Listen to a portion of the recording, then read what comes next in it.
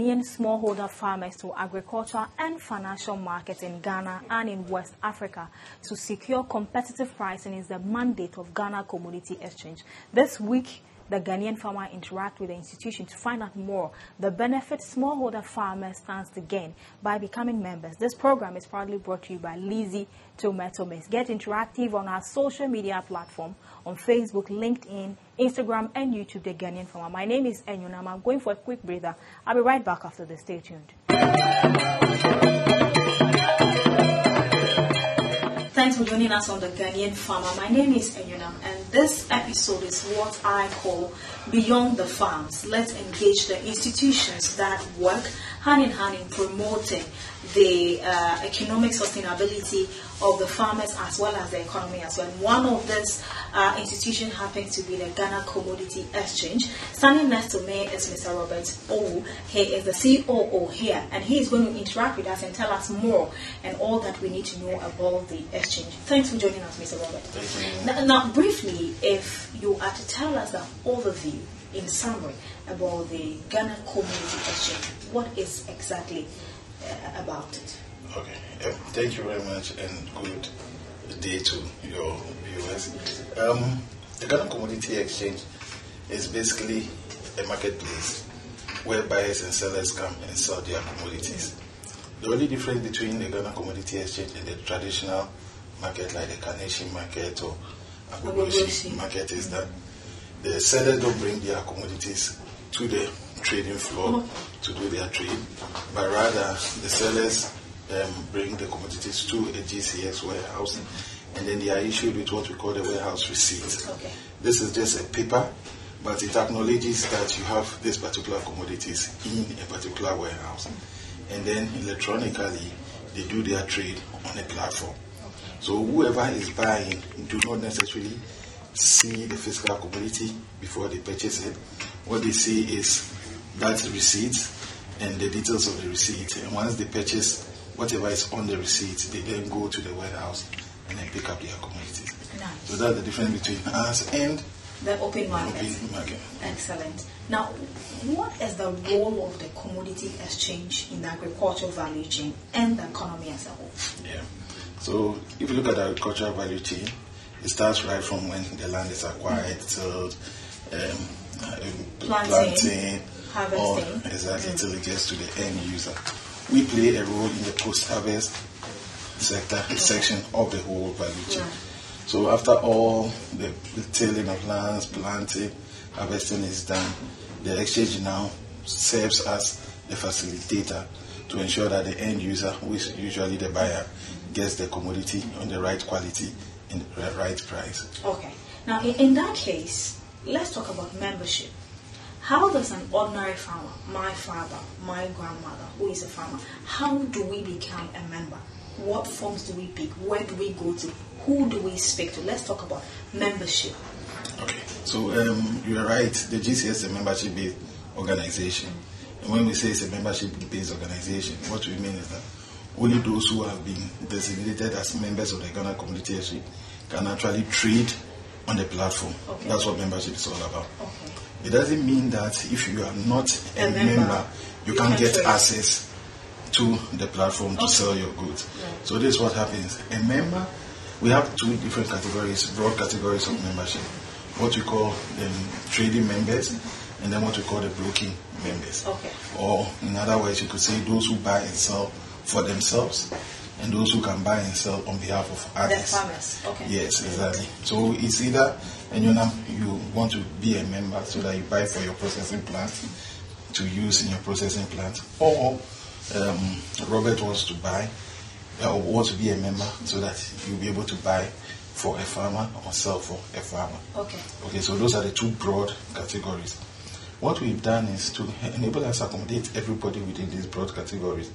We have different subcategories within these two main frames. So we have the trading member. For broking members, we have those we call the institutional members and those we call the non-institutional members. And then we have another category where we call the associate members. Now, the explanation or the difference is this. A trading member is a well-established institution that buys for themselves. So let's say meat processing business should I use? Let's say Premium Foods. Right. Can be a member of the Ghana Community Exchange, or they buy and use it in their plants. Similarly, we have institutional broking members who are well-established brokerage firms like those trading on the Ghana Stock Exchange, who have all the structures in place, annual reports, financial data, all those things. And we have the non-institutional members who are what previously used to be called the middlemen, aggregators. These are guys who are within the agricultural value chain or space when it comes to preservers management of commodities. And to bring them within the GCS fold, we've created a non-institutional member category for them. And then we have the last group, which is the associate members. Now these are like, how do you call them, market women, farmer groups who want to be members. They don't want anybody to buy for them, but they don't really have the muscle to be called a trading member, because all this comes with fees. Right. Now, to be a member, you come to the Ghana Commodity Exchange or visit any of our warehouses around the country. Okay. And then when you go there, they will give you a number to the membership department. They will discuss with you so that they can determine exactly which membership category you fit into. Okay. And then based on that, they will send you the form. You fill the form, pay the necessary fees, and then you're a member. Okay. Now, just before I close on membership, I mentioned that you may not be a member, but you can still access. Yes. Listen, so a smallholder farmer anywhere in Ghana who wants to trade on the exchange just needs to contact the exchange or any of the exchange broking members, and then they will buy and sell on their behalf. So they don't have to be members who go on the computer and do their own inputs or prices or something. The broking member does that on their behalf. Okay, now let's do a follow-up on this. You mentioned what to your warehouses, speak with them, you're given a number, you're called, interacted with, they determine which category you fall in, you fill a form and pay a fee. Tell me about the fee. How much are we looking at?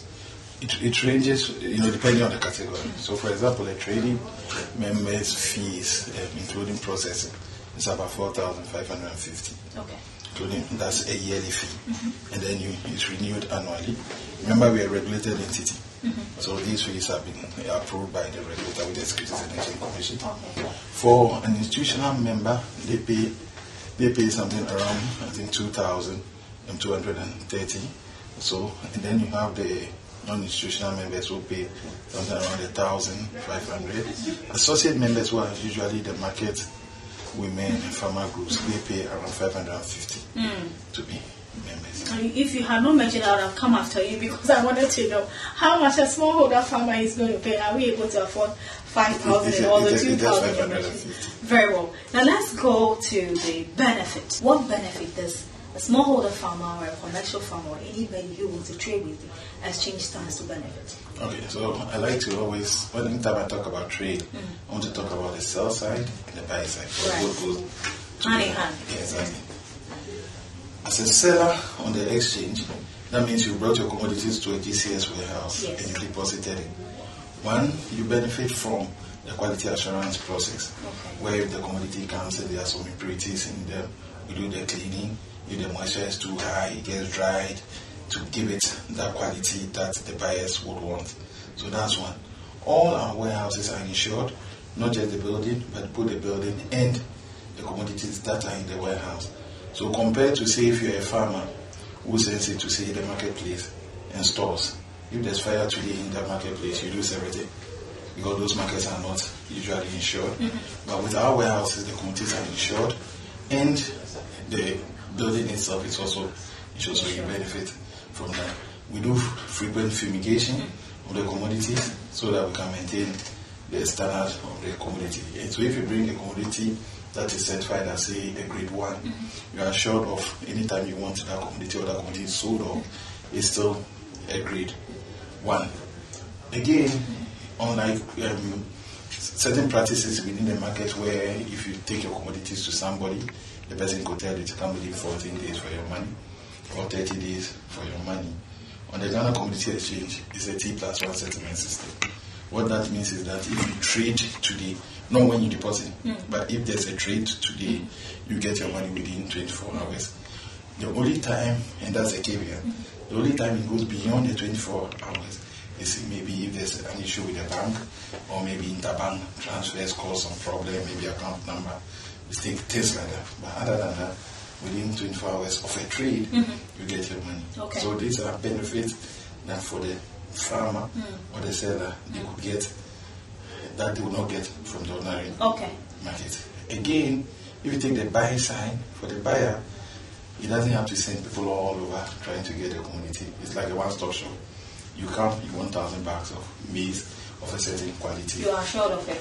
Exactly. Okay. And then you can get the quality that you're looking for. The quantity that you want. And we have performance bonds also. What the performance bonds does is that if, let's say, we sell you a grade 1 and we tell you it's 50 kg and it turns out not to be 50 kg, or it turns out not to be grade 1 but grade 2, we have to make do and make sure that what you get is a grade 1, or we pay for that quality or that shortfall that you have. So for the buyer, you don't have to be roaming all over the country looking for soya or the commodities that we sell.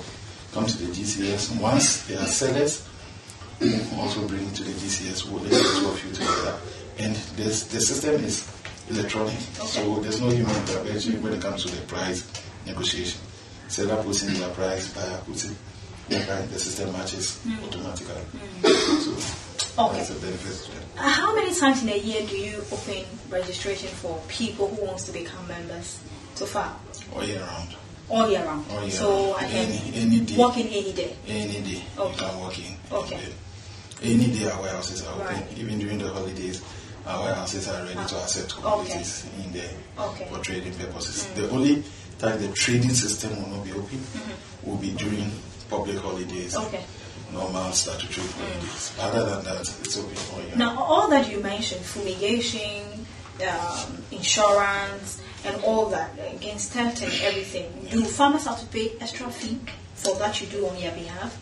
Yeah, so until farmers, their commodities are sold? Yes, farmers pay 0.8%, sorry, 0.8 pesos per month per bag for storage, and this storage includes the fumigation, it includes insurance, 80 pesos. Okay. Not even 1 cent. Okay. I just want to stress that. That's fine. 80 pesos. That's fine. Now let's move to the various types of commodities you trade here. Yeah. I've seen a couple of them here. Can you run us through and tell us what they are and everything that we need to know, the commodities? I can see sesame here. Yeah. So the exchange is currently trading grains. Okay. It's strategic, but it's the exchange is quite robust. Okay. You can trade anything at all that you call a commodity. Right. So currently we're trading sesame, and this is sesame. Those who are missing sesame seed from this sesame seed. Right. It's traded on the exchange. Okay. It's listed. Okay. We have paddy rice here. We are not yet trading paddy rice on the exchange because of the complexities of paddy. We're still working on those complexities, so we are not trading paddy rice yet. Yes. Okay. But then we do trade milled rice. Okay. And is this a Ghanaian rice? Yeah, this is Ghanaian rice. Okay. Purely Ghanaian rice. Right. And all our commodities are in grades. So you have the grade 1, the grade 2, grade 3, grade 4. The higher the number, and the more, less purified it is. Okay.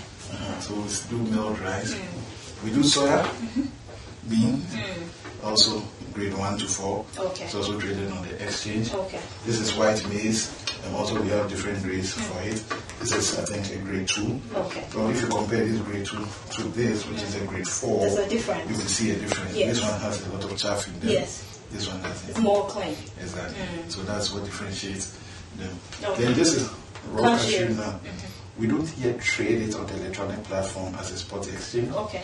But we have commenced the process of having a traded spot through auction trading. So we've done, last year we did about 1,050 metric tons of raw cashew nuts through auction trading. This is sorghum. Exactly. That's also the state of the exchange. Okay. So that's something we do. Millet is not yet there, but it's Okay. something that we're looking at. Okay. Yeah. And then you have Cocoa. mighty cocoa that You see? one day we want to trade. Okay, so it's also not being yet. traded No. yet. Okay. But it's something that we would one day hope that this exchange will be in a position to trade our cocoa. Okay. And then you have the yellow maize. Also, so that was white. This is yellow. Okay. Yeah. All right. And this is also parboiled rice. Okay. Okay. It's also a Ghanaian rice. Exactly. Okay. Yeah. All right. Now, thank you for taking us through the various commodities you're trading here and the ones that are yet to be added. Well, I'm going for a quick break. When I come back, we'll talk about the pricing of these various commodities. Yeah.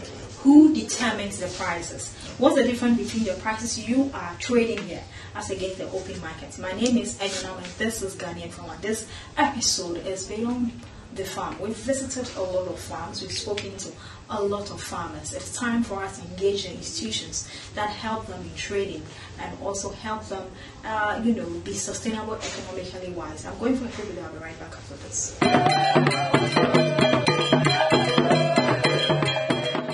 Talking about the operational activities of Ghana Commodity Exchange. I said, now quickly, I asked something about the pricing of the commodities.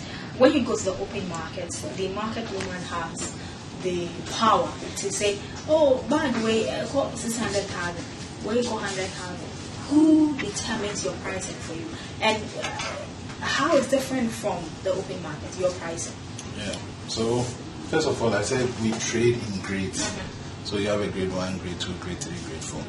The best grade has a price higher than the next grade, the next grade, the next grade. So grade 4 prices are much lower than a grade 1 or a grade 3 and then a grade 2 and a grade 1. Right. Because grade 4 has a lot of chaff, grade 1 has undergone some conditioning and there's no impurities or lesser impurities in them. So that's the difference in grades. So unlike the open market where the commodities are actually normally just sold as they are, we sell in grades. Now, when it comes to pricing, it's just like the open market. The seller determines the price demand for their commodity. They know the cost of bringing the commodity all the way to the GTS warehouse. The harvesting, the cost of production of the commodity itself, bringing it to the warehouse, maybe undergoing some condition. They know it all. They know what fees they're supposed to pay. So the farmer determines the pricing. So the farmer determines the pricing, and then the buyer tries to match the price. And that's where the system is very interesting. So let's say a farmer says, I want 200 for you. The buyer comes in there, he sees the price in there, that says 200, and he's willing to give 150. When he goes in there, it will match. But the seller has the opportunity to see that somebody is offering 150 instead of the 200 and can reduce it to say 180. Then the buyer can actually up their price to the 180. So the normal negotiation you would have done in the market at the Umantisokakra or top it, things like that is done within the system and no intervention problem. Now, apart from the fee you charge for registration to become a member, and the token they pay for protecting and all that, do you take any commission for trading on behalf of the farmers? Yes, there is some statutory fees that are all approved fees by the regulator. So we have a trading fee, which is a fee that is charged for using the system, and then the regulatory fee, which we have to pay to the regulator, who ensures that we are keeping within the regulations and laws of the country, making sure we have fit and proper persons working and all that. And then we also have fees for handling. You have guys who pick and carry the sacks, stack them, load, all those ones. And those who also, even the sacks themselves also cost money. So what the farmer really pays is for these services. What comes to the exchange is really the trading fee. Because the regulatory goes to the regulator, trading fee stays with. Does the exchange provide any financial services? Not directly. The exchange doesn't provide. But we facilitate some financial services for those who work within our ecosystem. We have what we call the electronic warehouse receipts, the financing system that we run or we promote using the exchange as the backup. The way it works is this: a farmer who deposits the commodity in the warehouse and gets the electronic warehouse receipt that we issue at the warehouse can actually take it to some partner financial institution, and that receipt will be discounted. Now, the only collateral the farmer has to put forward is the commodity that is in the warehouse. So the farmer still maintains custody of the commodity, ownership of the commodity, not custody, but ownership of the commodity. And once the price is appreciated and he wants to sell it off, the status of a place of the Are you able to tell how many membership you have right now as we speak? At my last check, I think we have about 140 or something, but I'll need to. And so I'll be going to the trading side where it is done more electronically. But we are wrapping up the interview. What do you have to tell a farmer who is not yet a member of your exchange? Yes. So again, I don't want to say everybody should become a member because that involves they happen to pay. But everybody can access the Ghana Community Exchange. So anybody who is not trading through the Ghana Community Exchange, I say call us at the Ghana Community Exchange. You could get our numbers from the internet. I'm sure by the time you finish, you could actually put out our numbers, or visit our warehouses which are within the communities. So just quickly, we have a warehouse in Drabin, in the Ashanti region. We have one in Kumasi. We have one in Winchi. We have another in Ejura, Kintampo. We have Tamale. We have Sandema. We have Wa. And we have an irrigation site in Tunu. So you haven't gone to the water region where I come from? Give me a give me a warehouse. Okay. I promise you. Right. Okay. So viewers, thank you so much for hanging out with us. We are going directly straight into the trading department for the officer in charge to take us through how the trading is done, so you can better appreciate what we're talking about. But many thanks to the COO, Mr. Owu, for taking us through what is done here at the Ghana Commodity Exchange. I'll be right back with that particular segment. Stay tuned. Thanks for staying. If you're just sitting here watching the Ghanaian Farmer, my name is Enyonam. Get interactive on our social media platform, Facebook, LinkedIn, Instagram, and YouTube. If you happen to be a farmer who wants to become a member of the exchange, just send your questions and we'll help you get answers to it. Standing next to me now is Wendy Ma. She's the trading manager here at Ghana Commodity Exchange. And we are in the department where the trade, everything is happening. You can see some figures and computer and all that. So let's talk to her and understand more about pricing and dissemination. Wendy, thanks for joining us. Now, after the farmer delivers their commodity to your various warehouses, tell me about pricing. Are you the one who determines I'm selling this at 5 CD, this at 10 CD, or who actually is responsible for that? Okay, so the farmer is responsible for determining his own price. So the farmer would go into our trading system, which is electronic, and input his own price in the trading system to trade. If he's not able to do this by himself, he can elect anyone to do this on his behalf. The person just has to be an SHS graduate. So maybe your daughter or son somewhere who has finished SHS can trade on your behalf. Okay. Yeah. So when you mention trade, you mean I can sit behind a computer, or I have to come to your office, or anywhere at the comfort of my office and just enter figures? Is that how it is? Once you are a registered member of the exchange, we give you access to our trading system, online trading platform. So you don't necessarily have to come here. Okay. You can input the prices from the comfort of your home or office, wherever you may be. Okay. How do you go about the live demo? I mean, when you're about to do the trading, how do you go about it? Okay, so with that, I will actually take you to a live demonstration to show you how trade is conducted on the exchange. Yes. Right, so it means we have to sit behind demo, a computer, and then you take me through. All right. I'm seeing some numbers being displayed there, some location, prices. What is going on actually over there on the board?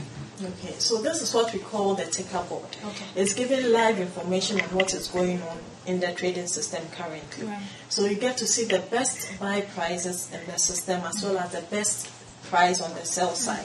So you are able to make a decision whether to buy or not to buy. You also see the last traded price, the highest price that any particular commodity has been traded, and you see also the lowest price. And if there has been any price change, you also see that reflected here. Excellent. So at a glance, you will be able to tell what is going on in the trading system or in trading at a particular point in time. Okay, so Wendy, let's go straight to the laptop or computer, because I want to trade today. You should start trading snail, because it's what I do. So Wendy, now you take us through how to enter all the details after you delivered your commodity at the various warehouses we have across the region. Okay, all right. So we trade using symbols. Now, these symbols are just a code or an abbreviation that represents a unique commodity from a particular warehouse and a particular grade. So that combination gives you what we call the symbol. So for example, here we have GKUWM1, which means Ghana Kumasi White Maize Grade 1. That is when you are trading a Grade 1 from Kumasi. So here I'm going to assume, let's say the buyer is Farmer Link. You'll be able to select from our system who you want to trade for. So brokers are able to trade on their own behalf as well as on behalf of their clients. They are able to select who they want to trade for. And then here they input the symbol they are trading in. And then the warehouse is automatically populated. The harvest year of the commodity and the season are also automatically populated from information available in our warehouse. Here they get to select whether they would want to input a price that is a limit price or they would want to trade at a market price. Now the market price simply means that the best available price on the market is okay for the farmer to trade at. So in that case, he doesn't even have to input a price. He gets to input the quantity of commodity he wants to trade in metric tons as well as the price. So 1 metric ton is 1,000 kilograms of commodity or 20 of the 50 kg bags. Here he also gets to input whether he wants the order to be available on the system for a day, to be available until cancelled, or to be available until a particular date. So in that case, he is able to give an expiry date to his order in the trading system. And here he's also even able to decide what type of trade he wants his commodity or he wants to participate in. So we have the all or none, which means that he wants to trade all the quantity at once, or a partial order, which means that he would be willing to accept an opposite trade in a portion of his available quantity and not the full quantity. Okay. So here, once the trade goes through, he's also able to see what other buyers and sellers are also inputting on the system. So he doesn't price himself out of the market. If your prices are too high, you may end up pricing yourself out of the market. So you'd see what other buyers and other sellers are also inputting. Right. You can so after cancel that, your order, you can also amend your order. Oh, I see. You have that flexibility. Yes, there's that flexibility. Okay. At any time you can cancel, you can amend, change your price, change the quantity you want to trade. So it's actually live. So as they are inputting their order in the system, we have access to view the live trading that is going on at that particular time.